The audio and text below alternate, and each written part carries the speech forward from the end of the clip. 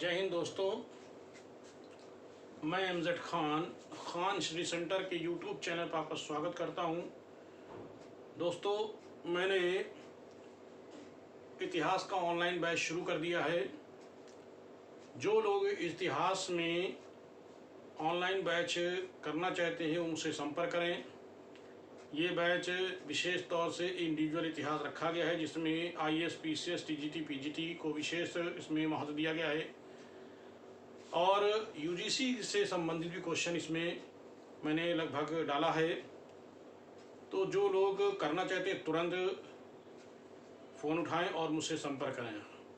आज मैं आपके लिए एक महत्वपूर्ण स्थल लेकर के आया हूँ। उस स्थल का नाम है हड़प्पा स्थल। इसकी खोज 1921 में की गई थी और इसके खोजकर्ता थे दयाराम साहनी। हड़प्पा जो शब्द है,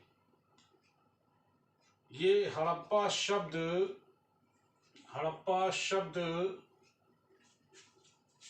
ऋग्वेद में हरियूपिया, हड़प्पा शब्द ऋग्वेद में हरियूपिया के नाम से जाना गया, यानी इसको हरियूपिया कहा गया है। और यह स्थल जो हड़प्पा स्थल है, यह स्थल पाकिस्तान के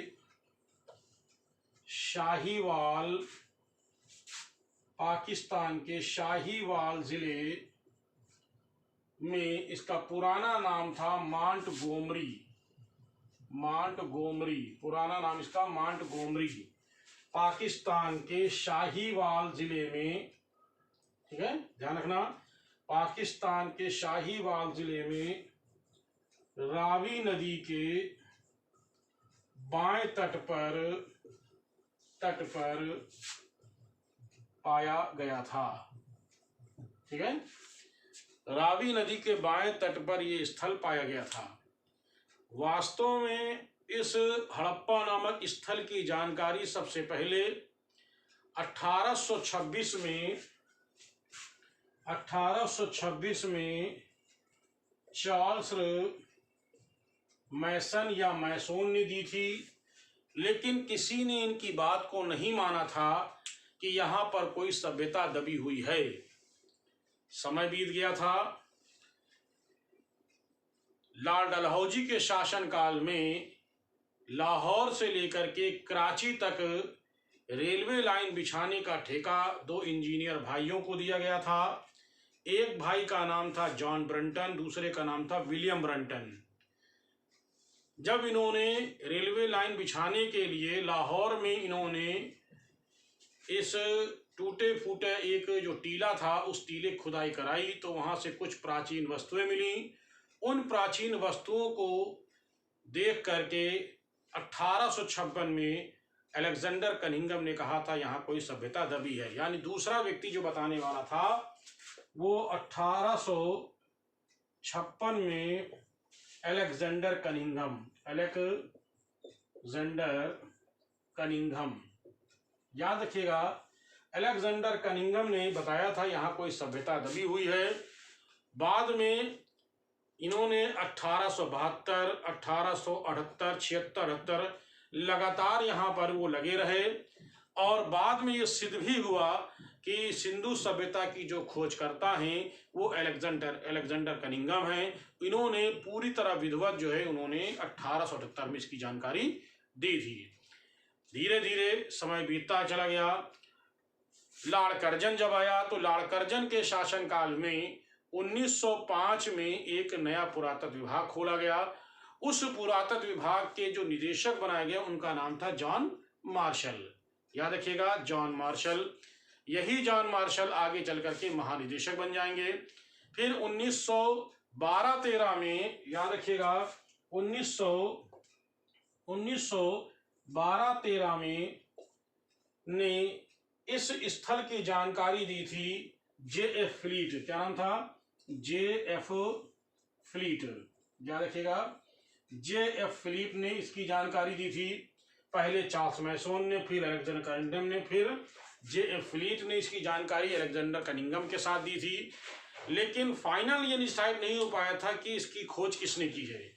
समय बीतता चला गया। फिर इसके बाद जब समय बीतता चला गया, इसके बाद यहाँ पर एक चीज देखने की मिलती है कि पुरातत्व विभाग के जो निदेशक थे जिनका नाम था जॉन मार्शल, तो जॉन मार्शल हो गए महानिदेशक और उस महानिदेशक का नाम था जॉन मार्शल। याद रखिएगा, उस महानिदेशक का नाम था जॉन मार्शल। जॉन मार्शल ने के निर्देश पर दयाराम साहनी ने हड़प्पा स्थल की खोज की। याद रखिएगा, दयाराम साहनी ने जॉन मार्शल के निर्देश पर 1921 में इस स्थल की खोज की। फिर उसके अगले वर्ष यानी 1922 में एक स्थल और खोज लिया गया और उस स्थल का नाम था मोहनजोदड़ो की खोज 1922 में रखालदास बनर्जी ने की। लगातार इसकी खुदाई होती रही। 1922 से लेकर के 1930 तक लगातार खुदाई होती रही। फिर 1931 में प्राइवेट संस्था ने इसकी खुदाई की। प्राइवेट संस्था के माध्यम से 1931 में नन्नी गोपाल मजूमदार ने 1921 में सिंधु की घाटी के अंदर स्थल प्राप्त किया। उस स्थल का नाम था चनहुद्रो। इस तरह से हम बात कर रहे हैं हड़प्पा की, तो हड़प्पा की लगातार इसकी खुदाई होती रही। फिर 1946 में, याद रखिएगा, 1946 में इसकी आगे जो खुदाई कराई वो कराने वाले थे, उनका नाम था मार्टिमर ह्यूलर ने जब इसकी खुदाई कराई तो इनको यहाँ से दो टीले प्राप्त हुए। एक टीला प्राप्त हुआ उनको पश्चिम में मिला, तो उसका नाम रखा पश्चिमी टीला। और एक टीला इनको मिला पूर्व मिला, तो उसका नाम रखा पूर्वी टीला। तो दो टीले इनको पूरा पश्चिम में मिले, एक पूर्वी टीला नाम रखा और एक पश्चिमी टीला नाम रखा। ये किसने नाम रखा? ये रखा मार्टिमर ह्यूलर ने।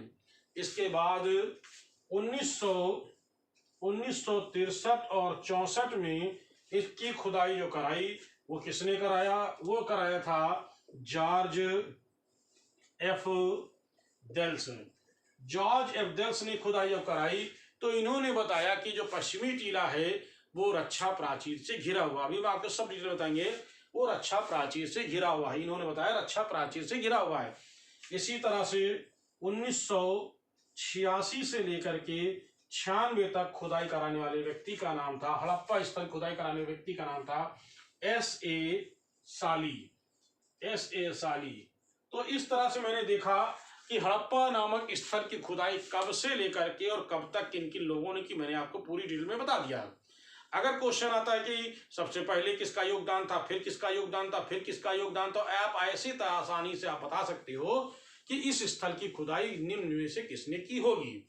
खैर, तो इस तरह से जब पूरी तरह खुदाई हो गई तो आइए अब हम डिटेल में देखते हैं कि 1946 में जब मार्टिमर ह्यूलर ने इसकी खुदाई कराई तो इनको जो एक टीला मिला, सबसे पहले हम उस टीले का नाम कहते हैं पश्चिमी टीला। पश्चिमी टीला कुछ इस तरह से समलम चतुर्भुज के आकार का था, कुछ इस तरह से। ये कौन सा टीला है? पश्चिमी टीला है। और पश्चिमी टीले को जो नाम दिया गया था उसका नाम दिया गया था दुर्ग टीला, क्योंकि ये टीला जो था थोड़ा सी ऊंचाई पर बना हुआ था। कैसे बना? तो ऊंचाई बना हुआ था, जैसे लगता है कि संभवतः ये दुर्ग टीला था, तो इसीलिए इस टीले का नाम, पश्चिमी टीले को दुर्ग टीला नाम दिया गया। और इस टीले को एक नाम और दिया गया, उसका नाम दिया माउंट एबी। याद रखिएगा, माउंट एबी। इस टीले का नाम माउंट एबी रखा गया क्योंकि ऊंचाई पर था, इसलिए इसका नाम रखा गया। तो ये जो टीला था, पश्चिमी टीला था, ये चारों ओर से रक्षा प्राचीर से घिरा हुआ था। याद रखिएगा, ये चारों ओर से रक्षा प्राचीर से घिरा हुआ था ऐसे, और ये इसे कहते हैं रक्षा प्राचीर। और रक्षा प्राचीर जो बनाने का जो मुख्य उद्देश्य था वो क्या था? बाढ़ से सुरक्षा करना। किससे था? इसका मुख्य काम था बाढ़ से सुरक्षा करना। क्योंकि होता यह था कि सिंधु सभ्यता में प्रतिवर्ष बाढ़ आती थी। अक्सर नवंबर के महीने में बाढ़ आती थी और अप्रैल के महीने में चली जाती थी। लोग इसके बीच में कोई भी काम नहीं करते थे क्योंकि बाढ़ आना निश्चित था। इसीलिए वो अपने किले की सुरक्षा करने के लिए, दुर्ग की सुरक्षा करने के लिए चारों ओर दीवार बनाते थे। ये दीवार जो होती थी पक्की ईंटों की बनी होती थी, जो थोड़ी सी ढलानदार होती थी, जिससे पानी ऊपर जाए तो नीचे वापस चला जाए, पानी स्थिर नहीं होता था। तो इसको कहते हैं रक्षा प्राचीर। रक्षा प्राचीर सीधे शब्द में समझना है बाढ़ की सुरक्षा से बचना, यानी बाढ़ से सुरक्षा करना। तो बाढ़ से सुरक्षा करने के लिए इसका निर्माण करता था। इसके अलावा इसमें जगह जगह यहाँ से हमको देखिए इस तरह से हमको ये बुर्ज होम मिलते हैं। ये क्या है? ये आपका बुर्ज होम है। जो बुर्ज होम है इनका मुख्य उद्देश्य था कि वायु आक्रमण से किले की सुरक्षा करना। तो इसका मतलब था कि यहाँ पर आक्रमण भी होते थे, तो वायु आक्रमण से बचने के लिए सुरक्षा के लिए बनवाते थे। यानी वायु आक्रमण से बचने के लिए, इसकी सुरक्षा के लिए बाकायदा बुर्ज होम बनाते थे। तो ये था पश्चिमी टीला। इस तरह से पश्चिमी टीले में 3 द्वार थे। एक पश्चिम की ओर द्वार था, एक दक्षिण की ओर द्वार था और एक उत्तर की ओर द्वार था। इसमें 3 द्वार पाए, लेकिन इसके अंदर कुछ भी भवन नहीं पाया गया। इससे 6.1 मीटर की दूरी पर उत्तर दिशा में एक टीला और पाया गया। इस टीले का नाम रखा गया एफ टीला। लेकिन इस टीले के अंदर हमें बहुत सारी चीजें मिलती हैं। जैसे यहाँ पर सबसे ऊपर ये मान ले रावी नदी बह रही है। ये आपकी रावी नदी है, ये रावी नदी बह रही है। ये इसका नाम है अन्नागार। यहाँ से ये अन्नागार एक मिला है। यहीं पे एक हमको मिला है श्रमिक बस्ती मिली है। और यहीं पर हमको नीचे यहाँ पर एक मूसा मिला है। भी बताएंगे मूसा क्या होता है। मूसा मिला है। तो इस तरह से देखा ये गया है। और यहाँ से हमको जो है कुछ ये चबूतरे मिले हैं। ये क्या मिले हैं? गोल चबूतरे मिले हैं। ठीक है, गोल चबूतरे मिले हैं। तो मैंने बताया कि इसमें ये गोल चबूतरे मिले हैं। तो गोल को हम कह सकते हैं वृत्ताकार, जिनकी संख्या लगभग 18 वृत्ताकार चबूतरे मिले हैं फिलहाल। तो मैंने एक खाका तैयार कर दिया है कि जो हड़प्पा स्थल है, इस हड़प्पा स्थल की क्या इसकी आकृति कैसी थी, क्या था, मैंने कुछ इस तरह से बता दिया। ये जो था ये समलंब चतुर्भुज के समान था। ये याद रखिएगा, समलंब चतुर्भुज के समान था। इसके उत्तर में 6.1 मीटर की दूरी पर एक एफ टीला मिला है। ये एफ टीला है। रावी नदी इसके उत्तर में बहती है। रावी नदी के बगल में अन्नागार है, उसके कुछ बगल में श्रमिक बस्ती है। आइए बताएंगे आपको हम। और इसी तरह से एक यहाँ से हमको 18 गोल वृत्ताकार चबूतरे मिले, या गोल कह लो या वृत्ताकार कह लो, और एक मूसा मिला है। तो आइए हम लोग समझ सकते हैं कि एक एक चीजें क्या है। सबसे पहले देखते हैं हम लोग, इसको मैं मिटा देता हूं। ठीक है, एक एक चीज को हम लोग समझते चलते हैं। सबसे पहले हम लोग देख लेते हैं श्रमिक बस्ती क्या है। श्रमिक बस्ती कैसी है? ये 15 मकानों की एक श्रमिक बस्ती है। यहाँ पर कितने हैं? 15 मकान हैं। 15 मकान। ये जो 15 मकान है, ये एक प्रकार से ऐसे मकान हैं जो बैरक नुमा होते हैं। जो बैरक नुमा कुछ इस तरह से, दोनों साइड से जो है बीच में रास्ता हो, बैरक नुमा कुछ इस तरह से ये बैरक नुमा ये मकान है, जिसमें उत्तर की ओर 1 2 3 4 5 6 7 8 मकान है, और दक्षिण की ओर 1 2 3 4 5 6 7 1 2 3 4 5 6 7 1 2 3 4 5 6 7 8। यानी उत्तर की ओर जो है, यहाँ से उत्तर की ओर 8 मकान है, और नीचे दक्षिण, यानी कुल 15 मकान हैं। 15 मकानों की जो बस्ती पाई गई है, यहाँ पर उनके परिवार रहते हैं। तो संभवतः ऐसा लगता है कि यहाँ पर जो काम करने वाले लोग होंगे उनको यहाँ रखा जाता होगा। क्यों रखा जाता होगा? क्योंकि उनके लिए भी कुछ ना कुछ जगह चाहिए। उस वक्त के शासकों ने इसकी व्यवस्था की होगी, तो इसीलिए इसका नाम रखा गया श्रमिक बस्ती। श्रमिक मतलब मजदूर, लेबर, काम करने वाले। तो ये जो मकान होते थे ऐसे ही हमको मकान हमको मिले हैं। कहाँ से? हमको मेसोपोटामिया से मिले हैं। ऐसे ही हमको मेसोपोटामिया से मिले हैं। और मेसोपोटामिया की जो बस्ती का नाम दिया था उसका नाम था टेल एल अमरना। टेल एल अमरना, याद रखिएगा। टेल एल अमरना की बस्ती से इसकी तुलना की गई है। ठीक है, तुलना की गई है, याद रखिएगा। मेसोपोटामिया की टेल एल अमरना बस्ती है, वहां से इस सिंधु सभ्यता की इस बस्ती से यानी श्रमिक बस्ती से इसकी तुलना की जाती है। तो ध्यान रखना, श्रमिक बस्ती हमें कहां से मिलती है? तो हमें हड़प्पा नामक स्थल से मिलती है। चलिए अगला स्थल देखते हैं हम लोग। अगले की अगर हम बात करते हैं तो हम कह सकते हैं कि 18 वृत्ताकार चबूतरे। क्या है? 18। एक मैंने बताया इस तरह से एक चबूतरा पाया गया है, ठीक है, जिसमें चारों तरफ ईंटें लगी हुई हैं। ऐसे ईंटें लगी हुई हैं, ऐसे ईंटें इस तरह से ये वृत्ताकार चबूतरा है। ठीक है, अब इसके अंदर हमको क्या मिला है? इसके अंदर हमको मिला है गेहूं प्लस जौ के दाने। ठीक है, और क्या मिला है? धान की भूसी। तो ये मिलता है। तो इसको लेकर के अनेक विद्वानों मतभेद है, किसी ने कुछ कहा, किसी ने कुछ कहा है। लेकिन मैं सीधे सीधे बता देता हूं कि मार्टिमर ह्यूलर ने कहा है कि संभवतः ये एक प्रकार से जो है अनाज कूटने वाला चबूतरा था, जहां पर लोग अनाज संभवतः कूटते हैं। बहुत सारे आपने प्राचीन काल में अभी जो पुराने घर हैं उन घरों में आंगनों में आपने गड्ढा देखा होगा, और उसको मूसर ये जो आता है ऐसे कूट करके उसको जो है कूटते हैं। आज भी वर्तमान में जम्मू कश्मीर के अनेक मकानों में इस तरह के चबूतरे पाए जाते हैं। तो ये एक प्रकार से क्या था? 18 वृत्ताकार चबूतरा जो था वो अनाज कूटने का एक चबूतरा होता था। याद रखिएगा, अनाज कूटने का एक चबूतरा होता था। ये चबूतरा हमको कहां से मिला है? हड़प्पा नामक स्थल से मिला है।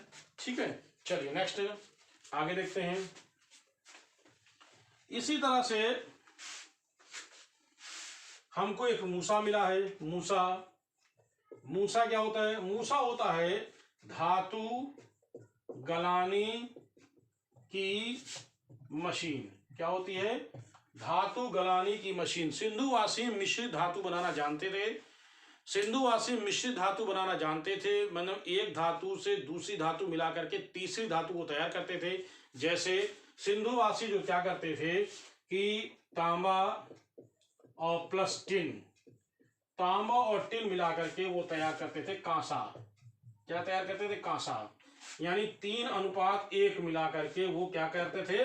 कांसा तैयार करते थे। 3 भाग होता था तांबा और 1 भाग होता था टिन, तो इसको मिला करके वो कांसा तैयार करते थे। इस तरह से सिंधुवासी मिश्र धातु बनाने के लिए धातु गलाने का काम जो करते थे वो किससे करते थे? मूसा। और मूसा कहां से मिला है? हड़प्पा नामक स्थल से मिला है। ठीक है, अब इस बात करते हैं नदी की बात, अब बात करते हैं हम लोग अन्नागार की बात करते हैं। तो अन्नागार, हड़प्पा से अन्नागार हमको मिला है। अन्नागार ये कितने कमरों का? 12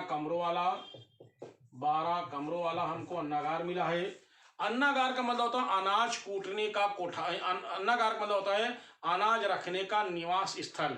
बड़े बड़े अभी भी आपने गांव में देखे होंगे कि मिट्टी के बड़े बड़े कोठार बनाए थे जिसमें अनाज रखा जाता था। तो ऐसे ही हमको अन्नागार मिला है जिसमें 12 कमरे वाला अन्नागार हमको मिला। कहाँ से? हम कहेंगे हड़प्पा नामक स्थल से 12 कमरों वाला अन्नागार मिला है। तो अन्नागार की बात याद रखिएगा, ये कच्चे अन्नागार बनाए जाते थे। कच्ची मिट्टी के यानी मिट्टी के अन्नागार बनाए जाते थे। इनमें अनाज रखा जाता था। अनाज को रावी नदी के किनारे ये पाया गया है। संभवतः ऐसा लगता है कि जो श्रमिक थे उन श्रमिक लोग जो हैं अनाज पहले यहाँ से लाते होंगे। या रावी नदी से आता होगा माल, तो उनको फिर अनाज को जो है वो अन्नागार में रखते होंगे। फिर अन्नागार से निकाल करके वही श्रमिक, जो भी मैंने बताया, वो श्रमिक फिर ले आते होंगे चबूतरे में इसको कूटते होंगे। कूटने के बाद उनको फिर इनको रखते होंगे। तो अनाज जो एक प्रकार से सिंधु सभ्यता में वेतन के रूप में भी इसका प्रयोग किया जाता है, क्योंकि मेसोपोटामिया में हमको एक ऐसा अभिलेख प्राप्त हुआ है, उस अभिलेख से पता चलता है कि जो अन्नागार, बड़े बड़े अन्नागार होते थे, उसमें 10,930 या 10,000 के आसपास दिनों की तक की मजदूरी दिए जाने के अनाज रखने के कोठार हमको मिले हैं। तो मैंने आपको ये चीज बताई है कि हमें क्या क्या चीजें यहाँ से मिलता, जो पश्चिम में मिला है, हड़प्पा के पश्चिमी टीले से हमको मिला। अब आइए हम बात करते हैं पूर्वी टीले की तरफ। ठीक है,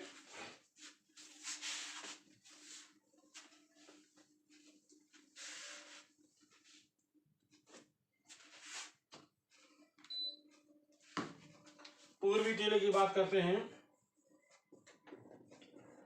पूर्वी टीला जो था ये कहलाता था नगर टीला, और नगर टीला जो होता था, यहाँ संभवतः यहाँ पर जनता निवास करती होगी। ये इसको निचला शहर के नाम से भी जानते हैं। इस टीले को हम नगर टीले कह लें या पूर्वी टीले को निचला शहर के नाम से भी जानती, क्योंकि ये होता था पश्चिमी टीले से हमेशा नीचे होता था, इसलिए इसको निचला शहर के नाम से भी कह सकते हैं। ध्यान रखिएगा, इसको हम निचला शहर भी कह सकते हैं। तो इस तरह से पूर्वी टीला, नगर टीला या इसको निचला शहर, इसकी कोई आकृति निश्चित नहीं होती थी, लेकिन जो यहाँ के मकान पाए गए हैं वो वर्गाकार या आयताकार के रूप में यहाँ मकान होते थे। तो आइए देखते हैं यहाँ के मकान कैसे होते थे, उनकी पूरी व्यवस्था हम देखते कैसे होते हैं। यहाँ की मान लीजिए कि इस तरह से हमको एक आयताकार मकान मिलता है। ठीक है, इस तरह से हमको एक आयताकार मकान मिला है, ध्यान रखिएगा, इस तरह से हमको एक आयताकार मकान मिला है। अब इस मकान की अगर हम बात करते हैं तो इस मकान के बीचों बीच में एक आंगन होता था, यहाँ पे याद रखिएगा क्या है ये, ऐसे मैं बना देता हूँ, ये बीचों बीच में एक आंगन होता था। ये क्या है, आंगन होता था। मकान के जो बीचों बीच आंगन होता था, मकान की मान लीजिए ये इसकी सड़क होती थी। ठीक है, सड़क की ओर सड़क होती थी, सड़क जो होती थी ये कच्ची होती थी, सड़कें जो होती थी वो कच्ची होती थी। मकान भी जो होते थे इनके कच्चे और पक्के दोनों मकान होते थे। जो सड़कें होती थी उन सड़कों के बगल में इस तरह से उनकी नालियां बनाई जाती थी। ये नालियां हैं, ये नालियां जो होती थी वो पक्की होती थी। ये क्या है, ये सड़क मैंने लिख दिया। नालियां जो होती थी वो पक्की होती थी। ठीक है, और ध्यान रखना जिधर नालियां होती थी वहीं पर एक कुआं होता था। ये क्या है, ये कुआं है। कुएं के एक ओर, ध्यान रखना, कुएं के एक ओर ये इस तरह से ये आपका शौचालय होता था। पहले शौचालय से पहले होता था कुएं, पहले होता था स्नान घर। ठीक है ना, और इसके बगल में ये होता था आपका शौचालय होता था। ठीक है, और इसके इस साइड में, दूसरी साइड में, यानी कुएं के दूसरी साइड में होता था ये आपका रसोई घर। क्या होता था, रसोई घर होता था। और इसके बाकी इस तरह से कमरे होते थे। कमरे जो होते थे उनकी संख्या लगभग जो है अधिकतम कमरों की संख्या 6 या 9 होती थी। अधिकतम कमरों की संख्या 6 या 9 होती थी। लेकिन हमें राखीगढ़ी से एक ऐसा मकान मिला है जिस मकान में 13 कमरों वाला मकान पाएगा। राखीगढ़ी से 13 कमरों वाला मकान, खाली एक ही वही मिला है, बाकी 6, 2, 4, 6, 9 ऐसे होते थे। तो इस तरह से मकान के कमरे होते थे। ये आंगन ये पूरा होता था। लेकिन सड़क की ओर इनका जो मुख्य द्वार होता था, ये गली है। ये क्या है, ये गली है। और गली की ओर इनका जो है मुख्य द्वार, ये क्या है, मुख्य द्वार जो होता था। सिंधु सभ्यता की खास बात होती थी कि जितने भी सिंधु सभ्यता के स्थल थे उन सभ्यता के जो मुख्य द्वार होते थे वो सड़क की ओर ना खुल करके वो गली की ओर खुले हुए पाए जाते थे। ध्यान रखना, वो किधर पाए जाते हैं? गली की ओर पाए जाते थे, सड़क की ओर नहीं होते। लेकिन अपवाद होता है। एक अपवाद ऐसा मिला है कि सिंधु सभ्यता के एक ऐसा स्थल है जहां से एक मकान, सभी नहीं वहां के, वहां का एक मकान जो है वो पाया गया है। किधर? तो वो पाया गया है आपका लोथल में। ठीक है, कमेंट करके आप लोग जरूर बताएं वो कहाँ पाया गया है? लोथल में। तो ध्यान रखना, हमें लोथल से प्राप्त एक मकान का मुख्य द्वार सड़क की ओर पाया गया है। याद रखिएगा, सड़क की ओर खुला पाया गया, यानी ध्यान रखना एक सड़क की ओर खुला पाया गया है। बाकी सभी जो मकान के द्वार होते हैं वो गली की ओर होते थे, जैसे मैंने यहाँ गली की ओर दिखाया मुख्य द्वार। ठीक है ना? तो इस तरह से मैंने ये देखा कि सिंधु सभ्यता का जो शहर के जो मकान होते थे वो किस तरह से, तो उनकी क्या व्यवस्थाएं होती थी वो मैंने आपको बताया। इसके अलावा यहाँ की सड़कें जो होती थी वो समकोण प्रकार थी, कुछ इस तरह से देख लें। यहाँ की जो सड़कें होती थी वो कैसे? समकोण प्रकार की थी। सिंधु सभ्यता का चाहे कोई स्थल हो, मुख्य रूप से हम बात कर रहे हैं हड़प्पा की। हड़प्पा के जो इस तरह से सड़कें जो होती थी वो समकोण प्रकार थी, यानी बीच में चौराहा बनता। अभी भी अक्सर सड़कें समकोण प्रकार की हैं। सड़कें समकोण प्रकार की थी, सड़कें अधिकतर कच्ची होती थी, लेकिन नालियां जो होती थी वो हमेशा पक्की बनाई जाती थी। तो इस तरह से हड़प्पा में मैंने ये देखा। अब आइए हम बात करते हैं सिंधु सभ्यता में हड़प्पा नामक स्थल में हमें वहां से कब्रिस्तान पाया गया है। ध्यान देते हैं क्या मिला हमको। यहां से हमको एक कब्रिस्तान मिला है, एक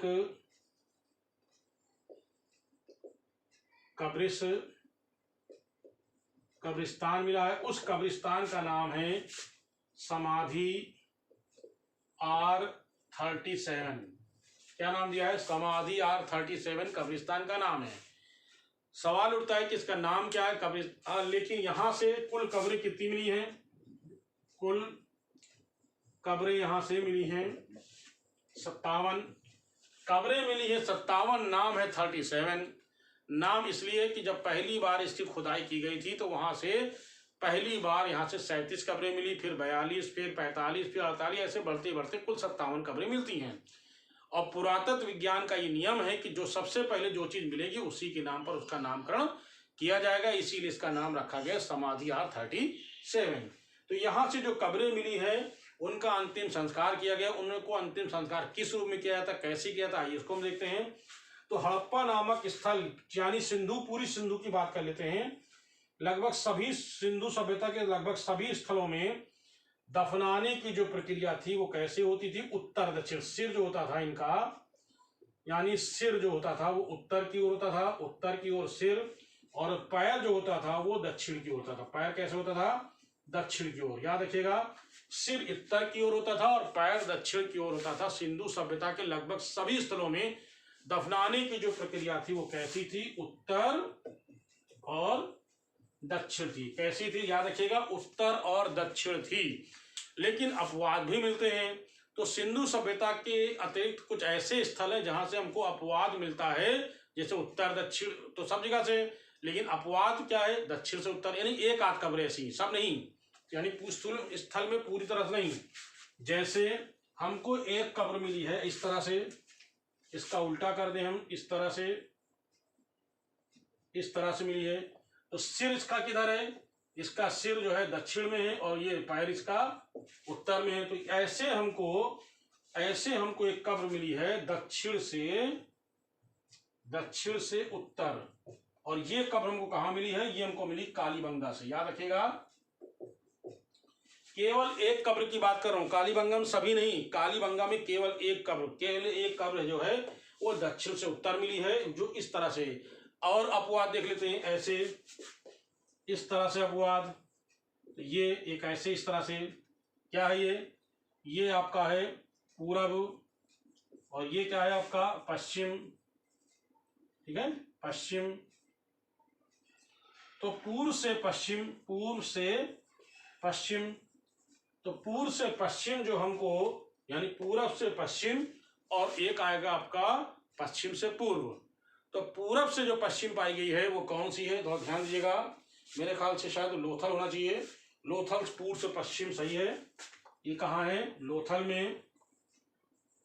लोथल पूर्व से पश्चिम में लोथल है। और इसी का उल्टा अगर हम कर दें, ऐसे ऐसे इसका उल्टा अगर कर दें हम, यानी पश्चिम से पूर्व, याद रखिएगा पश्चिम से पूर्व। और ये कहाँ पश्चिम से पूर्व मिलती है, ये रोपण में।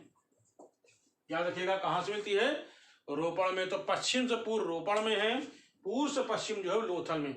एक कब्र की बात कर रहा हूं, अपवाद है। बाकी जो पूरी सिंधु सभ्यता में अगर क्वेश्चन आता है तो कैसे बताएंगे, तो आप कहोगे इनकी दफनाने की प्रक्रिया जो थी वो कैसी होती थी, उत्तर और दक्षिण। याद रखिएगा उत्तर दक्षिण सभी जगह ये व्यवस्था ये थी, ठीक है ना। इसके अतिरिक्त एक बात और देख लेते हैं हम। हड़प्पा से एक कब्र में, यानी हड़प्पा से एक कब्र ऐसी मिली है, ये कब्र है और उसके अंदर ताबूत पाया गया। क्या ये ताबूत है, ठीक है। और ताबूत के अंदर जो है वो क्या है, डेड बॉडी है। तो हड़प्पा में एक ऐसी कब्र मिली उसमें ताबूत पाया गया है। संभवतः ऐसा लगता है किसी विदेशी की ये मृत हो गई होगी और यही उसका अंतिम संस्कार का, जिसको हम कॉफिन के नाम से जानते हैं। बाकी हड़प्पा से क्या क्या मिला है, बहुत सारी इंपॉर्टेंट चीज मिली। जैसे यहाँ से हमें नटराज की एक मूर्ति मिली है हड़प्पा से। इसके अलावा यहाँ से और क्या क्या मिला है, सोने के मनकों वाला 6 लड़ियों का हार मिला है और तांबे का पैमाना मिला है। छोटी छोटी जो है हमें यहाँ से मुद्राएं मिली हैं, 23 मुद्राएं मिली हैं। और एक मुद्रा पर गरुड़ का अंकन चित्र मिलता है और शंख का बना बैल मिला है, मछुआरों का चित्र मिला है। और एक मुद्रा पर, यानी एक मोहर पर उल्टा खड़ी स्त्री का चित्रण। एक मुद्रा पर एक उल्टी जो महिला है वो उसका सिर जमीन में है और पैर उसके ऐसे खुले हुए दिखाए गए हैं। उसके गर्भ से एक पौधा निकलता हुआ दिखाया गया है, जिसकी पहचान जो है वो उर्वरता की देवी या प्रजनन की देवी के रूप में इसकी पहचान की गई है। इसी तरह से हमको हड़प्पा से 2 सिर रहित मानव मूर्तियां मिली हैं। एक मानव मूर्तियां जो है, याद रखिएगा 2 सिर रहित मानव मूर्ति मिली है। एक मूर्ति लाल रंग की और एक काले रंग की। जो हमको मूर्ति काले रंग की मिली है वो 3 इंच की है। जो मूर्ति हमको काले रंग की मिली वो कितने है, 3 इंच की है, वो कलकत्ता संग्रहालय में है। जो 3.25 इंच की मूर्ति है वो लाल रंग की मूर्ति है, वो आपका राष्ट्रीय संग्रहालय नई दिल्ली में सुरक्षित है।